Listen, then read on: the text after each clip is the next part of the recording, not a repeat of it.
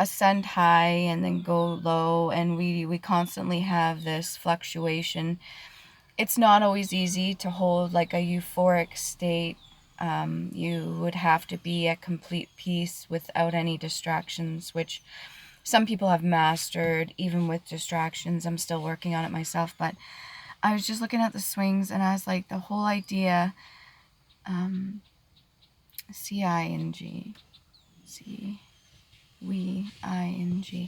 the whole idea of the rising and falling, the constant pendulum almost between both sides, our light and our dark side, and then the highs and the lows, and then doing our best to keep that balance there. I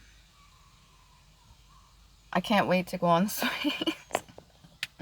I know that sounds weird, but I'm going to have fun. I'm going to enjoy myself. I'm just waiting my turn. Being patient, which is something I'm getting better at. I'm actually doing much more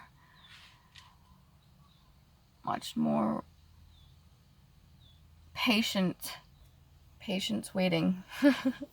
That's the word. I'm still learning, guys. I think we all are. You don't stop.